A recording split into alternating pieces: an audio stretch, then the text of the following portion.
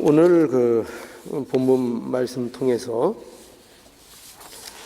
오늘은 이 본문의 내용은 우리가 계속 살펴보고 있는 바와 같이 하나님의 선택의 문제를 다루고 있는 그런 본문입니다. 그래서 오늘도 지난 시간에 이어지는 내용으로 이 하나님의 선택에 대한 문제를 우리가 한번 살펴보고자 합니다. 우리가 지난 시간에는 하나님의 선택에 대해서 그 초점이 어디에 맞춰져 있느냐 하는 문제를, 그것이 하나님의 긍휼과 자비의 초점이 있다, 이렇게 말씀을 드렸습니다. 여러분 기억나세요? 기억나시죠? 이 하나님의 선택의 문제는 누구를 택하지 않은 이 문제는 우리 인간들이 볼 때에는 굉장히 불합리한 일 같고 공평하지 않은 일처럼 이렇게 생각되는데, 이것이 그렇게 불의하거나 공정하지 않은 일이 아니라 하나님의 긍휼과 자비를 보여주는 데에 이 하나님의 선택이 그 초점이 있다라는 것을 우리가 살펴보았습니다. 그래서 하나님은 긍휼의 하나님이다 하는 거죠. 그렇죠? 그것을 통해서 우리가 결론으로 가진 게 뭐냐면, 하나님은 긍휼의 하나님이시다. 이 하나님은 긍휼의 하나님이시고, 이 하나님의 긍휼은 아무리 강조해도 지나침이 없습니다. 또 하나님의 이 자비하심은 아무리 강조해도 그것에 대해서 지나치지 않습니다. 그러면 우리가 이 하나님의 긍휼과 이 자비, 이것을 우리가 너무 지나치게 강조하면 혹시 하나님의 공의에 손상이 입혀지는 게 아니냐, 혹은 이렇게 말씀하실 수도 있지만, 하나님의 이 긍휼하심은 아무리 강조되어도 하나님의 공의를 손상시키지 않습니다. 그래서 우리는 이 하나님의 긍휼하심과 자비하심이 어떤 의미에서는 하나님의 공의를 압도한다 라는 표현도 감히 할 수가 있습니다. 그래서 우리는 이 긍휼의 하나님, 자비의 하나님을, 우리의 하나님을 아는 데 있어서 가장 중요한 하나님의 주된 속성이며 그분의 모습인 것, 또 그분의 자녀들을 대하는 태도인 것을 우리는 분명히 정리할 필요가 있습니다. 그래서 이런 측면에서 우리는 이 공의, 그러니까 공의라는 것은 옳고 그름을 이제 판단하고 그것을 이제 심판하고 하는 면을 말하는 거잖아요. 그러니까 우리에게서도 분명히 이 공의, 옳고 그름을 판단하는 것이 우리에게 분명히 있어야 됩니다. 그렇죠? 무조건 모든 것을 용납하는 것이 아니라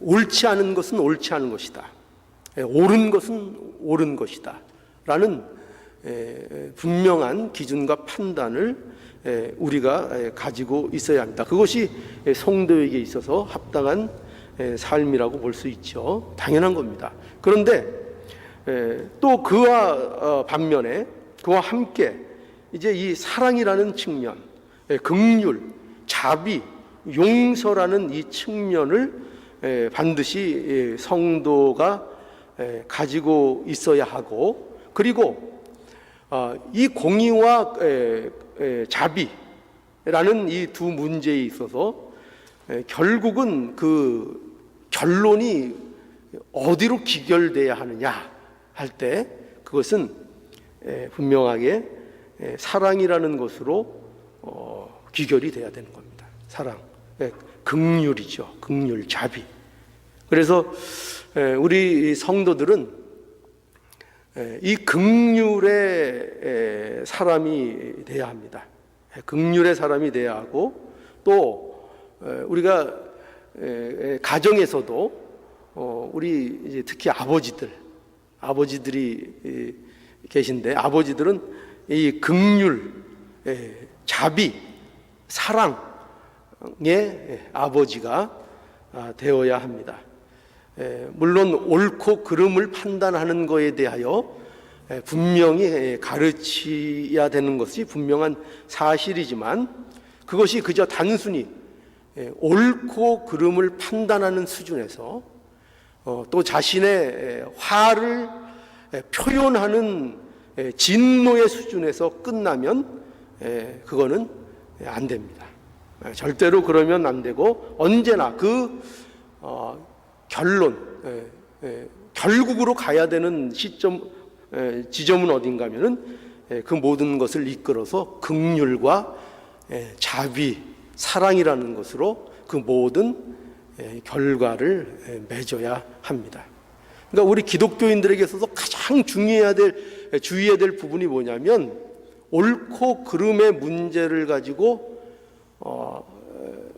그냥 화와 진노와 정죄와 심판으로 가는 데에서 멈추는 겁니다. 그리고 내가 공의를 행한다. 나는 옳고 그름을 나는 똑부러지게 분별한다. 이렇게 하는 것은 큰 함정에 빠지는 겁니다. 그게 아니라 반드시 그 공의라는 것은 하나님의 긍휼과 자비 안에 포함되어야 됩니다. 그것이 결론 지어져서 나올 때 그것이 참다운 신자의 모습인 것을 우리는 분명히 알아야 합니다. 그래서 우리는 이 긍휼의 하나님이라는 문제를, 하나님의 선택의 이 문제를 통해서 우리가 한번 살펴본 겁니다.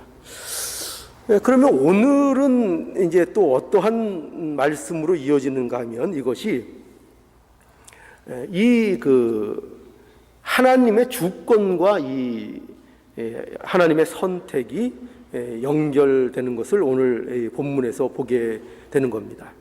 하나님은 어떤 하나님이냐 할 때, 이 선택의 문제에서 우리가 어떻게 이 문제를 이해하고 접근해야 하는가 하면은, 우리가 앞서서는 이것이 하나님의 긍휼과 자비의 문제였다는 것으로 우리에게 바울이 분명하게 얘기해 주고 있고, 이제 오늘 이 본문 속에서는 이 하나님의 선택이 하나님의 절대적인 주권의 문제다 하는 면을 우리에게 보여주고 있는 것입니다. 자, 그래서 오늘 이 본문의 말씀을 통해서 그럼 하나님의 이 절대적인 주권이라는 것이 어떻게 하나님의 선택의 문제와 연결이 되는가를 우리가 살펴볼 수 있기를 원합니다. 자, 그래서 오늘 그 19절을 한번 보실까요? 19절에 자, 어떻게 바울이 설명해 나가고 있는가 우리 한번 본문의 말씀 그대로를 따라가면서 확인해 보도록 하겠습니다. 자, 19절. 혹 내가 내게 말하기를 그러면 하나님이 어찌하여 허물하시느뇨? 누가 그 뜻을 대적하느뇨 하리니. 이 말씀은 바울이 진술한 내용인데, 여기 보면은 여기 혹 내게 말하기를 이렇게 돼 있죠. 내가, 여기에서 내가라는 건 어떤 그 사람을 이제 지칭하는 거죠. 바울이 아닌 어떤 그 상대를 지칭하는 것인데, 이것은 누구를 얘기하는 건가 하면은, 지금 이 바울이 설명하고 있는, 지금까지 진술한 그 하나님의 선택에 대한 내용, 즉 누구는 선택하고 누구는 선택하지 않았고, 또 특별히 여기 그 18절에 보면 그런즉 하고자 하는 자를 긍휼히 여기시고 하고자 하는 자를 강팍하게 하셨다라고 할 때에 이 내용을 들은 자를 여기서 이제 너라고 얘기하는 겁니다. 그러니까 이 내용을 들은 자, 하나님께서 강팍해 할 자를 강팍하게 하셨다. 그리고 그 내용, 그 하나님의 그 일을 그렇게 하셨다는 그 내용을 이제 들은 자, 그가 이제 너죠. 너. 혹 내게 말하기를 그러면 하나님이 어찌하여 허물하느냐라는 이제 그 일종의 뭐 질문이라고 할까요? 일종의 어떤 이 진술된 내용에 대한 그 반응을 이제 말하고 있는 것입니다. 그런데 그것이 뭔가 하면은 여기 이것은 바울이, 그러니까 이 바울의 진술을 들은 자가 할 수 있는 질문을 예상하고 있는 거죠. 그죠? 이 내용을 들은 자가 어떤 그 내용을 의심을 갖게 될까? 어떤 그 마음을 갖게 될까? 하는 것을 예상하고 이제 그 밑에 대답을 하는 그 형식으로 되어 있는 것입니다. 그래서 여기서 보면 어떤 질문인가 하면 이거죠. 여기 내가 내게 말하기를 그러면 하나님이 어찌하여 허물하시느냐. 여기서 이제 그러면이 뭘 얘기하는 걸까요? 그러면은 즉 아까 말한 바와 같이 만약 하나님께서 하고자 하는 자를 긍휼히 여기시고 하고자 하는 자를 강팍하게 하시는 거라면 그런 말이 되는 거죠. 그렇죠? 연결되지. 그런 말이라면, 그러면 왜 하나님께서 인간을 허물하실 수 있는가 이거죠. 그러니까 인간에 대하여 그렇다면은 과연 하나님이 어떻게 인간에 대해서 그들의 잘못을 책망할 수 있느냐 이거죠. 그들이 어떻게 하나님을 믿지 않는다고 해서 그 문제에 대해서 어떻게 하나님께서 내가 잘못되었다고 그 허물을 말하며 그 책임을 인간에게 돌릴 수 있겠냐 하는 그 질문을 말하고 있는 것입니다. 그래서 여러분 이 질문을 우리가 볼 때에 어떻습니까? 이 질문이 어떻게 들리세요? 이 질문이 터무니없어 보입니까? 어떠세요? 여러분은 이러한 질문이 마음속에 안 생기십니까? 여러분 이러한 질문은 굉장히 논리적이죠. 그렇죠? 얼마나 논리적이에요. 아니 보세요. 하나님께서 다 하신 거라면 하나님께서 하고자 하시는 자를 긍휼케 여기시고 또 하고자 하는 자를 또 하나님께서 강팍하게 만들어 버리신 거라면, 그렇다면 어떻게 그가 강팍해진 거에 대해서 어떻게 그 책임을 물으실 수 있냐고요. 그럴 수 없잖아요. 그러니까 그런 질문은 논리적입니까? 논리적이지 않습니까? 논리적이죠. 이치에 맞습니까? 이치에 틀립니까? 이치에 맞죠. 어떻게 이게 틀리다고 얘기할 수 있어요? 분명히 이치에 맞는 것입니다. 이것은요, 인간의 입장에서 볼 때에 인간의 생각과 인간의 가치와 인간의 원리 속에서 인간의 입장에서 생각할 때 분명히 이것은 논리적인 것이고 이것은 이치에 맞는 얘기인 것입니다. 그러니까 이게 터무니없는 질문이 아닌 거예요. 그러니까 여러분들도 이러한 말씀들을 여러분들이 곰곰하게 잘 대하고 이 바울이 의도하는 대로 이러한 말씀을 여러분들이 전달받았으면 여러분들에게도 이 질문이 나와야 정상일까요? 안 나와야 정상일까요? 우리는 믿음이 좋아서 전혀 이런 의심과 이런 질문 따위는 아예 생각조차 안 하는 것입니까? 어떠세요? 합리적인 의문이 있을 수 있죠. 왜냐하면 이게 논리적으로 이게 맞는 얘기이기 때문에요. 그리고 우리가 갖고 있는 우리의 사고 체계 안에서는 이 주장이 타당하고 마땅히 이 주장을 할 수 있는 그런 주장인 것입니다. 그러니 이 질문은 맞는 질문이라고 할 수 있는 거죠. 이치에 맞는 거예요. 이치에 맞고 논리적인 질문입니다. 그러면은 이 맞는 것이기 때문에 그럼 이런 우리의 생각을 맞는 것으로 우리가 정리해서 수용하고 있어야 되는 것인가? 그러면 이 질문의 의도는 뭐예요? 여기는 여러분 이 질문의 의도가 여러분 이런 질문이 생긴다면 인간이 가진 마음속에서 무엇이 의도된 질문이겠어요? 뭐가 여기는 의도가 됐겠죠? 하나님은 불공평하다는 거죠. 그리고 하나님께 책임을 돌리려는 그 마음이 여기에는 어떻게 보면은 깔려 있는 거죠. 어떻게 그 문제를 인간에게 책임지을 수 있습니까? 그건 하나님이 잘못 아닙니까? 하나님이 그렇게 하셔서 그런 거 아닙니까? 그렇죠? 그렇게 돌릴 수가 있는 문제죠. 그래서 이 문제에 대해서 분명히 그것이 논리적으로 인간의 입장에서 이치적으로 맞는 것이지만 그러나 그거에 대해서 바울이 성경적인 대답을 이제 하고 있는 것입니다. 그래서 그 어떤 대답을 바울이 하고 있는가 하면 자 20절을 보시죠. 20절 이 사람아 내가 네기에 감히 하나님을 실문하느냐 지음을 받은 물건이 지은 자에게 어찌 나를 이같이 만들었느냐 말하겠느냐. 자 여기 보세요. 이 대답을 보니까 여러분 자 요거 읽어볼 때에 이 바울의 대답은 여러분 들으시기에 기분 좋습니까? 좀 거북합니까? 잘 모르시겠습니까? 저도 그냥 인간의 논리를 따라 이 대답을 들으면 이거 굉장히 거북하죠.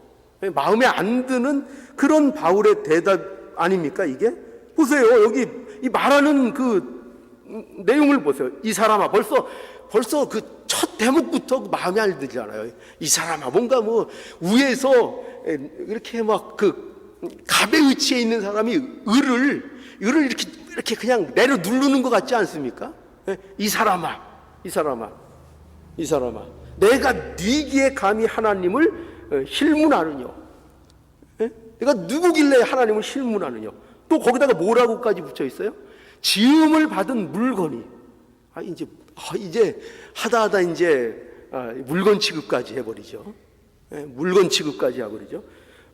지음을 받은 물건이 지은 자에게 어찌 나를 이같이 만들었느냐 이렇게 말하겠느냐. 이런 바울이 대답을 하는 것을 보게 되지요. 여기 이 사람아 내가 네기에 감히 하나님을 실문하느냐. 여기 실문한다는 것은 온당치 않은 항의를 감히 할 수 있느냐 이 말이에요. 네가 이 사람아 네가 뭔데 그런 식이죠. 편해. 네가 네기에 감히 하나님을 감히 말도 안 되는 온당치 않은 그런 항의를 감히 네가 할 수 있느냐. 이 지음을 받은 물건과 같고 그런 존재가 어떻게 지은 자에게 어찌 나를 이같이 만들었냐 할 수 있느냐. 그러나 이 바울의 답은 분명히 이제 들으면 기분 나쁜 대답인데 근데 이 대답은 굉장히 날카롭고 정확한 바울의 대답인 겁니다. 굉장히. 그러니까 여러분 우리가 이럴 때 기분 나쁠 때 있죠. 뭐냐면 병원에 갔는데 의사가 진단해서 말하는 게 당신 암에 걸렸다는 거예요. 근데 그 진단이 정확한 거예요.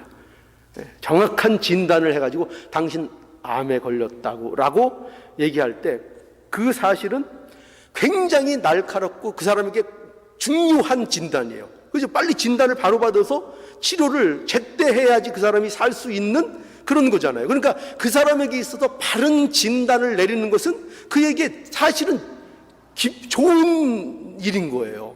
그렇죠? 그런데 그 진단을 받을 때 기분 좋다고 얘기할 사람이 있을까요? 없을까요? 그냥 의사 얼굴이 꼴보기가 싫은 거죠. 그렇죠? 의사 자체가 싫고 이런 말을 내가 왜 들어야 되나? 굉장히 기분 나쁘죠. 그것이 거짓이기 때문에 기분이 나쁜 것입니까? 그것이 잘못된 얘기이기 때문에 기분이 나쁜 것입니까? 아니죠. 아니죠. 분명히 그 사실은 정확한 사실이고 명확한 사실인데 그 얘기를 전해주는 의사가 너무나도 얄밉고 밉고 정말 어떻게 해버리고 싶은 그런 충동까지 느끼게 되는 거죠. 여러분, 이처럼 바울이 하는 이 대답은 우리에게 기분 나쁠 수 있어요. 이 사람아, 내가 네 귀에 감히 하나님을 실문하느뇨? 지음을 받은 물건이 지은 자에게 어찌 나를 이같이 만들었느냐? 할 때 이것은 우리를 굉장히 기분 상하게 할 수 있는 그런 내용인 것입니다. 그러니까 인간을 기분 나쁘게 하는 거죠. 인간의 자존심을 상하게 하는 내용인 거죠. 그러나 이게 어떤 진단이라고요? 정확하고 명확하고 날카로운 답이요, 정답으로 말하고 있는 것입니다. 여러분, 이 대답을 보세요. 이 바울의 대답이 무엇에 초점을 맞추고 있는가 여러분들이 한번 생각해 보세요. 지금 이 계속 우리가 반목에서 보고 있는 이 20절의 그 바울의 대답이 초점이 어디에 맞춰져 있죠? 어디에 맞춰져 있는 거예요? 여기 여러분 보세요. 여기 이 사람아 내가 네기에 네가 누구길래, 이 사람아 내가 누구길래, 뭐가 강조되고 있는 것 같아요? 뭐를 계속 지적해서 거기에서 표현하고 말하려고 하는 것 같죠? 이 질문이 생기는 네가 누군지에 대한 강조를 하고 있잖아요. 그걸 돌아보게 하고 있잖아요. 그러니까 그 사람이라는 존재에 대한 그 관찰을 하도록 하고 있잖아요. 이 사람아, 네가 어떤 자리, 네가 누군 줄 아느냐? 이 사람아, 너는 사람이야. 너는 인간이야. 너는 피조물이야. 그렇죠? 이 사람아라는 거에는 그 강조점이 담겨 있는 거예요. 이 사람아, 네가 누구간데? 네가 누구간데? 감히 하나님을 실문하느냐? 거기 또 보면은 지음을 받은 물건과 지은 자를 어떻게 하고 있어요? 대조하고 있잖아요. 그죠? 대조하고 있잖아요. 그러니까 이런 대조와 인간, 이 사람아, 네가 누구길래, 이런 것을 통해서 결국 이 초점을 통해서 무엇을 우리에게 보여주려는데 중점을 두고 있습니까? 바로 하나님과 인간의 간격이에요. 간격. 하나님과 인간의 차이. 그것을 우리에게 보여주고 있는 것입니다. 그러니까 이 사람아, 내가 누구냐 하는 것은 하나님께 대하여 실문, 아까도 말씀드린 것처럼 온당치 않은 질문과 항의를 하고 있는 바로 너, 그 질문을 하고 있는 너는 누구냐?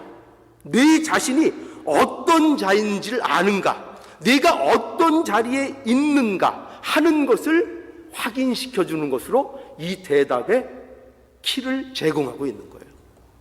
그렇죠? 바로 이 부분을 인식하고 있는 거예요. 다시 말해서 하나님과 너의 간격, 질문하고 있는 이 의문을 품고 있는 너의 그 간격, 하나님이라는 분과 너의 간격을 아느냐? 하나님이라는 존재가 어떤 분이며 이 질문을 하고 있는 너라는 존재, 이 사람아, 내 존재가 어떤 존재인가의 그 차이를 내가 아느냐? 이것으로 답을 하고 있다는 것입니다. 그래서요, 이러한 그 질문은, 지금 제시됐던 이 질문은 분명히 인간의 논리와 이치에는 맞는 질문이지만 문제는 뭐예요? 이 질문이 틀렸다는 게 아닙니다. 그죠? 이게 논리적으로 틀렸다는 얘기가 아니에요. 이거는 그럴 만한, 우리가 그렇게 분명히 생각할 수 있는 내용이에요. 그런데 어디에서 그럼 틀린 거죠? 어디에서 틀린 것입니까? 인간의 논리와 그 이치에 맞는 그 일을 그대로 어디에 적용하고 있는 거예요? 인간이 끌어와서 하나님에게 그것을 적용하고 있다는데 문제가 있는 것입니다. 그러니까 인간의 판단, 인간에게 옳은 것, 그것을 가지고 누구를 판단하고 누구를 신문하고 있어요? 하나님을요. 그렇죠? 여러분, 우리가 살아가면서 우리 지식에 또 세상에 있는 많은 지식과 모든 것들이 합리적이고 논리적이고 좋은 것들이 많이 있죠. 그 인간을 윤택하는 것들이, 하게 하는 것들이 많이 있습니다. 그런데 그것을 그 인간이 가지고 있는 지식과 어떤 사상의 체계를 가지고 문제는 뭐를 판단하려고 한다고요? 하나님을 판단하려고 하는데 문제가 있는 것입니다. 과학은 우리에게 훌륭한 우리의 삶의 윤택을 주는 것이 분명한 사실이지요. 과학을 무시하면 안 됩니다. 인류 문명의 발달을 무시하면 안 됩니다. 그러나 인간이 그걸 가지고 뭘 합니까? 뭐에게 문제가 있는 거죠? 하나님께서 우리의 삶의 풍성함으로 허락한 과학의 지식을 무엇으로 인간은 써버려요? 하나님을 부정하는데 그 과학을 인간들이 동원한다 이겁니다. 그렇지 않아요? 그래서 과학이 이렇다. 과학이 이래서 하나님은 존재할 수 없다. 과학이 이래서 하나님은 그건 말도 안 된다. 이런 식으로. 그렇죠? 원래 과학은 뭡니까? 이 세상의 모든 것들은 하나님을 더 하나님되게 드러나게 하기 위해서 그 하나님의 하나님 되심을 설명하기 위한 모든 도구로서 우리에게 허락되고 있는 것인데 인간들은 그걸 갖고 뭐 한다고요? 되려 하나님이 없다는 증명으로들 들고 쓰고 있는 것, 이것을 우리에게 보여주고 있는 겁니다.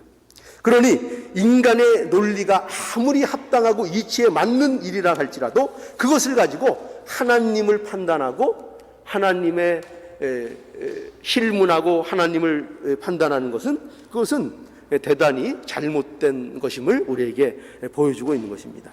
그래서 여러분, 이것을 통해서 우리는 인간들이 가진 착각을 보게 되는 거죠. 인간들은 이런 착각을 하고 있는 겁니다.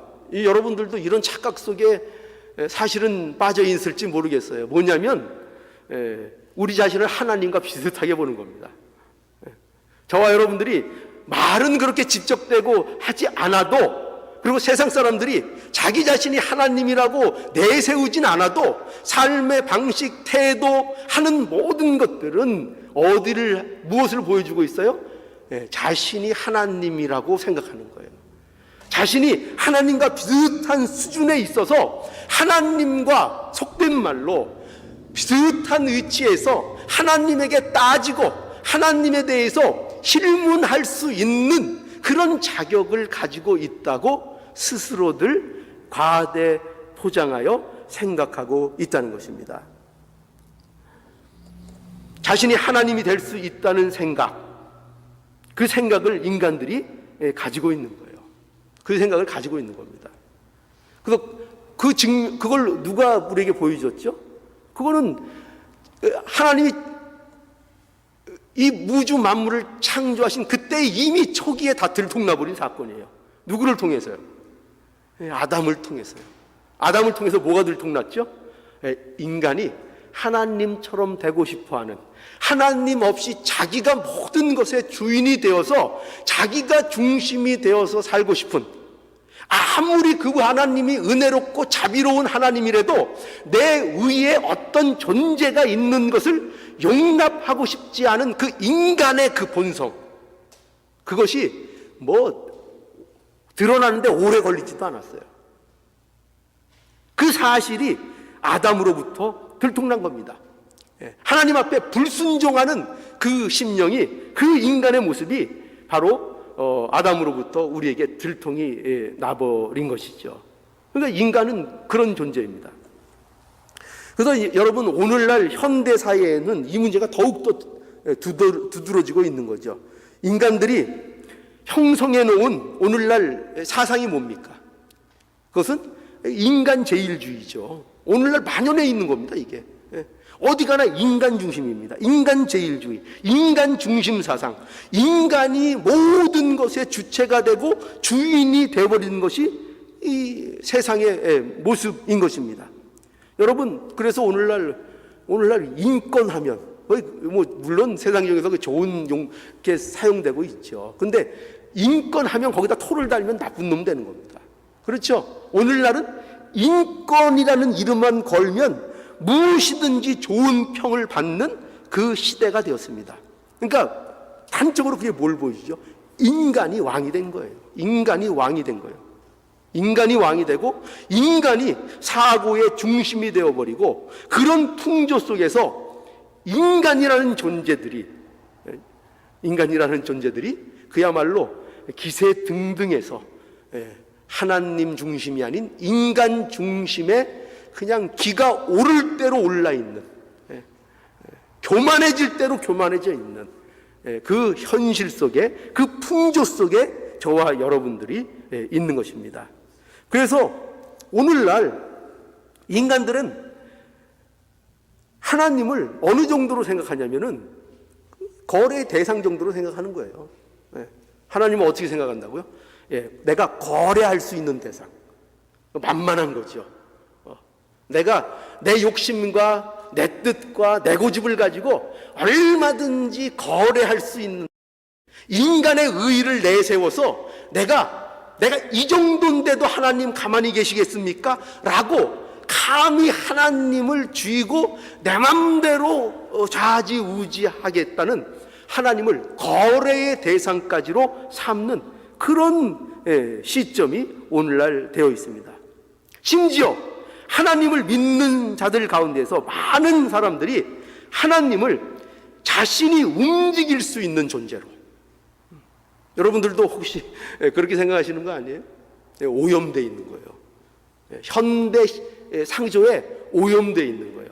하나님께서는 우리에 의해서 우리를 의존하지도 아니하시고 우리에 의해서 좌우되지도 않으세요. 그분의 뜻과 그분의 목적과 그분의 하시는 일은 그분 스스로 결정하시고 그분 스스로 이루어 나가시고 그분이 모든 것을 이끌어 나가시는 거예요. 하나님은 절대로 그 어떤 세력도 의존하는 분이 아닙니다. 그런 분이 아니에요. 그런데 우리는 하나님을 우리 자신들이 움직이려고 하죠. 오늘날 많은 신앙이라는 이름으로 하나님을 내 맘대로 하려고 하죠. 부리려고 하죠.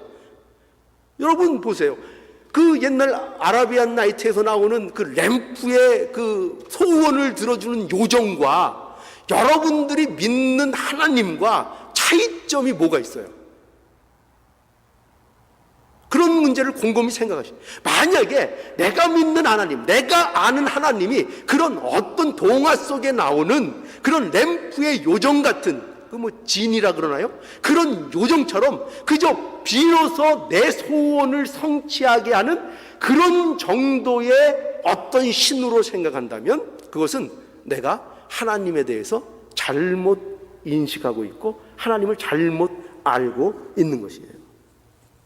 하나님은 절대로 우리가 우리 마음에 따라 좌지우지할 수 있는 그런 분이 아닙니다. 도구가 아니에요. 하나님은 도구가 아닙니다. 그러므로 시대가 이런 시대일수록 우리는 이 사실에 대해서 좀 분명히 알고 신앙을 가져야 될 필요가 있습니다. 인간이라는 존재가 어떤 존재인가? 어떤 자리에 있는 것인가? 그리고 하나님이라는 분은 어떤 분이신가? 이것에 대해서 분명한 정리를 가지고 우리가 신앙생활을 해야 할 것입니다. 우리는 하나님의 피조물이고 하나님은 우리의 주인이십니다. 만물을 창조하신 분입니다. 우리는 그분의 손에 붙들려 있는 자입니다. 그래서 여러분, 그 신앙이 깊어지면 신앙이 깊어질수록 바로 이면이 깊어지는 거예요. 그래서 신자들은 자기에 대해서 어떤 인식을 가져야 되냐면은 내가 얼마나 하나님과 본질적으로 거리가 먼 자인가, 이거를 먼저 깨닫는 자가 돼야 되는 거예요. 이 사실을 아는 자가 되는 거예요. 그래서 여러분, 저와 여러분들이 정말 신앙이 깊어지고 복음이라는 것을 알면 알수록, 복음을 이해하면 이해할수록 하나님이 저와 여러분들에게 하신 일이 무엇인지를 알게 되면 알게 될수록, 또 십자가가 가지는 의미를 여러분들과 제가 깨달으면 깨달을수록 무엇을 알게 되는가 하면은, 인간이라는 존재가 하나님과 얼마나 거리가 먼 존재인가를 알게 되는 거예요. 이걸 점점 알게 되는 거예요. 이거를 뭘 알게 되면요? 복음을 점점 깨닫게 되면요, 예수 그리스도의 십자가, 그 십자가를 점점 깨닫게 되면요, 하나님이 내게 하신 일을 알면 알수록 이 사실을 인식하고 알게 돼서 하나님 앞에 내가 참으로 죄인이라는 것, 이 사실을 고백하지 않을 수 없게 되고, 내가 얼마나 하나님 앞에 멀리 떨어져 있던 자인가를 하나님 앞에 날마다 고백할 수밖에 없는 그런 존재가 된다는 것입니다. 그래서 여러분 보세요. 실제적으로 아브라함 같은 경우는 자신을 하나님 앞에 어떤 존재라고 얘기했죠? 티끌. 우리 성경에 많이 표현되죠. 티끌, 또 벌레, 구더기. 여러분, 인간이 표현할 수 있는 인간의 가장 낮은 모습, 그죠? 티끌보다 더 낮은 게 있을까요? 또 표현할 수 있는 거 뭐 있겠죠. 근데 어떤 티끌, 그거는 인간이 낮음을 표현하는 가장 밑의 표현이라고 얘기할 수 있습니다.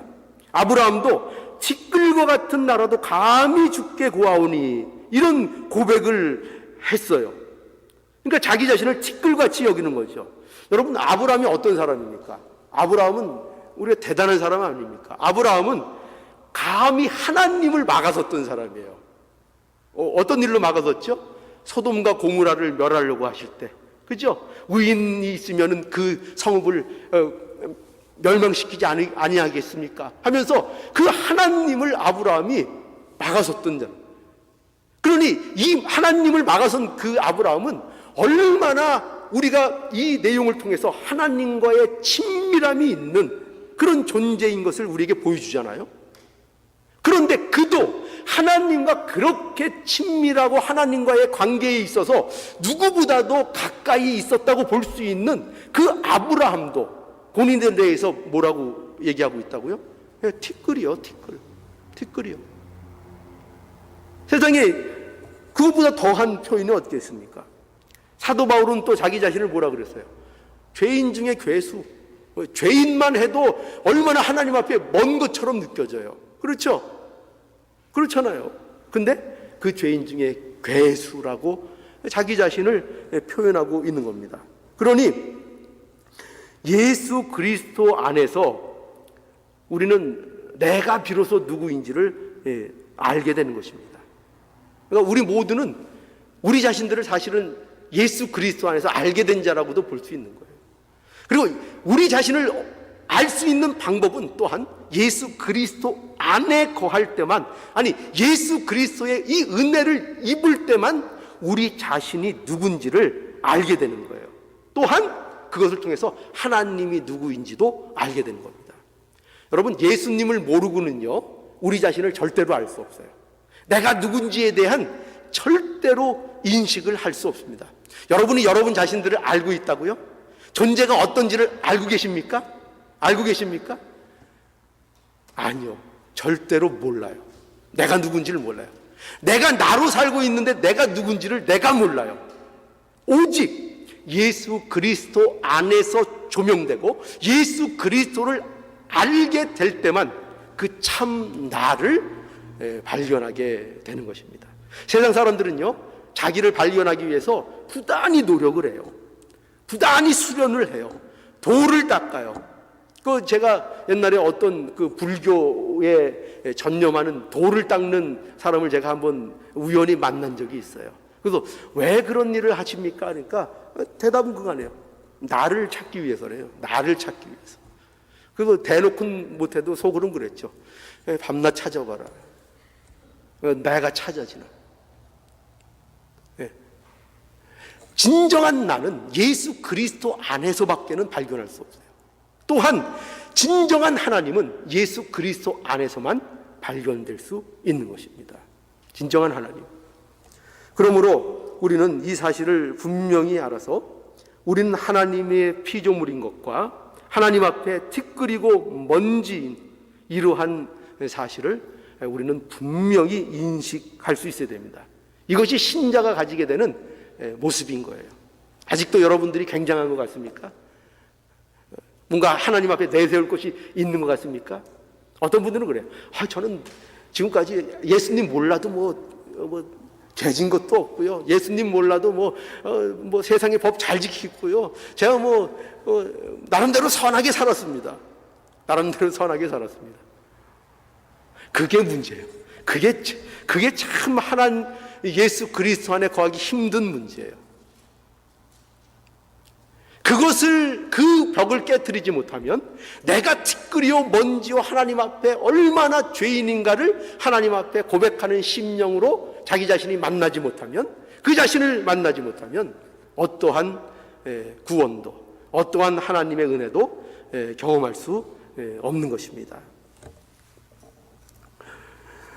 자, 그래서 우리는 이러한 문제를 분명히 알아야 되겠습니다.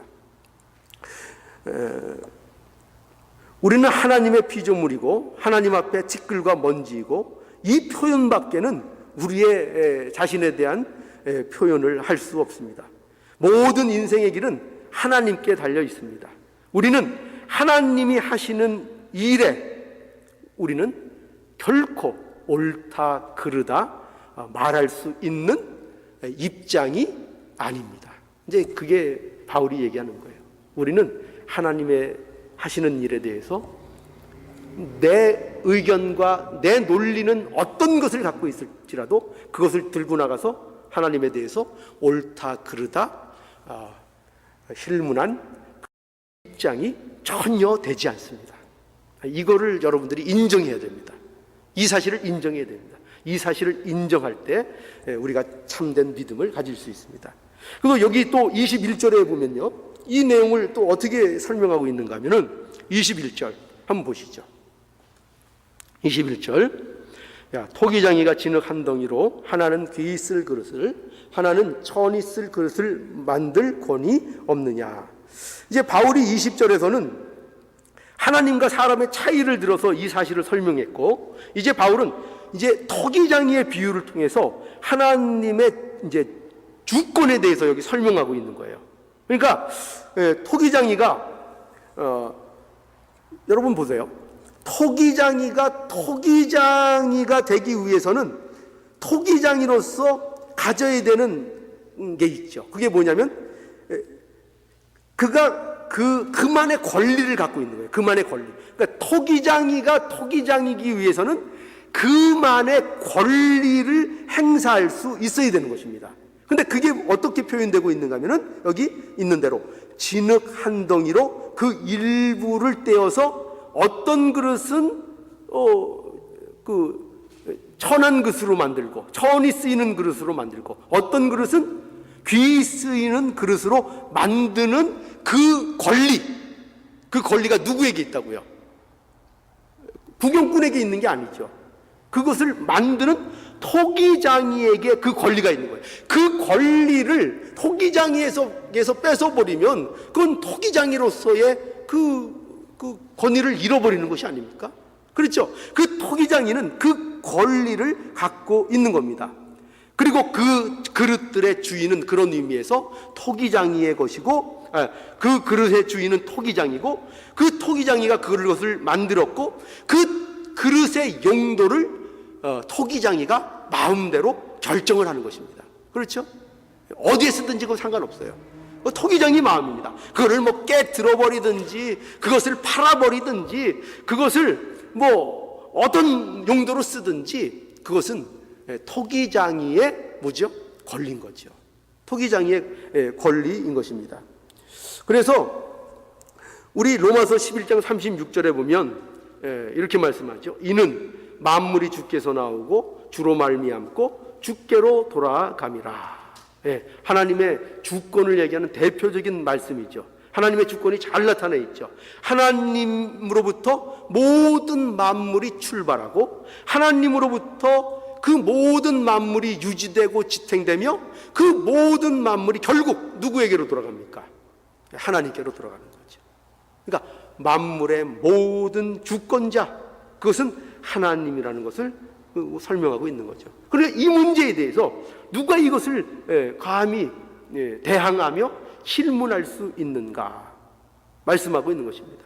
하나님께서는 그 기쁘신 뜻대로 우리를 예정하셨다. 에베소서 1장 5절에 보면 그렇게 돼 있고, 하나님께서는 그분의 결정권으로 에서와 야곱을 구분하여 선택하셨고, 그것이 하나님의 결정인 것을 우리에게 말씀하고 있는 거죠.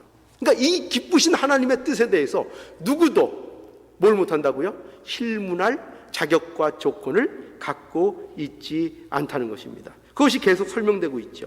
자, 22절과 23절도 보실까요? 그것이 이제 계속 설명되고 있어요. 만일 하나님이 그 진노를 보이시고 그 능력을 알게 하고자 하사 멸하기로 준비된 진노의 그릇을 오래 참음으로 관용하시고, 또 23절에 또한 영광받기로 예비하신 바 긍휼의 그릇에 대하여 그 영광의 부요함을 알게 하고자 하셨을지라도 무슨 말 하리요. 그렇죠? 그 결정에 대해서 무슨 말을 너희가 토를 달 수 있겠는가, 이렇게 분명히 말씀하고 있는 것입니다. 그래서 오늘 우리는 이 말씀을 통해서 이 사실, 이 진리를 분명히 붙잡아야 되겠습니다. 이 다 그 설명이니까요. 하나님의 선택은 뭐라고요? 하나님의 절대적인 주권의 행사이다. 이것을 우리는 분명히 믿어야 됩니다. 그래서 우리는 이 하나님의 주권에 대해서 이것이 믿어지는 것이 우리의 복인 것을 우리는 알아야 됩니다. 그래서 우리가 하나님 앞에, 저와 여러분들이 이 면에 대해서 좀 부르짖었으면 좋겠어요. 하나님 앞에 기도했으면 좋겠어요. 뭐냐면 하나님의 이 주권, 세상은 인정할 수 없고 세상은 기분 나빠하고 세상은 그것을 용납하여 받아들일 수 없는 이 철저한 하나님의 주권, 이 주권, 이것을 인정하는 내가 되게 해달라고. 여러분, 이게 얼마나 큰 복인지 모릅니다. 이게 저와 여러분들의 신앙의 가장 중요한 기초이며, 이 하나님의 주권을 인정하는 신앙 속에 우리가 바로 서 있을 때에 참으로 복되고 풍성한 하나님의 은혜를 누릴 수가 있어요. 모든 하나님의 말씀 속에서 우리에게 주고자 하시는 그 모든 뜻들을 바로 이해하고 받아들일 수 있는 기반, 기초, 그게 어디에 있느냐? 이 하나님의 절대적인 주권을 믿는 데에 모든 것이 기반되어 있는 거예요. 그러므로 저와 여러분들이 이 하나님의 주권이 믿어지도록, 이 하나님의 주권 아래 있다는 것이 내게 기쁨이 되도록, 이것을 내가 인정할 수 있는 나의 모습이 되도록 하나님 앞에 언제나 간구하고 하나님 앞에 부르짖는 이 심령이 될 수 있기를 바라요. 여러분, 하나님의 주권 아래 달려있는 그 인생만큼 안전한 인생은 없어요. 우리가 어떤 누구의 손에 붙잡혀 있어야 우리의 인생이 안심할 수 있겠습니까? 우리의 행복, 우리의 안전함, 이 모든 것은 하나님의 주권 아래 우리가 있기 때문에 우리가 확신할 수 있는 거예요.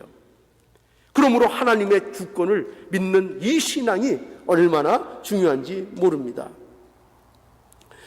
그래서 우리는 또 이 하나님의 주권, 이 문제, 이 진리, 오늘 우리가 증거받고 있는 이 하나님의 주권에 대한 이 진리를요, 우리 스스로도 인정하고 받아들이고 그 아래 살아야 될 뿐만 아니라 이 진리를 우리가 오늘날 현대에 무엇보다도 전파하고 증거하는 진리가 되어야 됩니다. 이 하나님의 주권에 대한 이 진리요. 아까도 왜 그랬죠?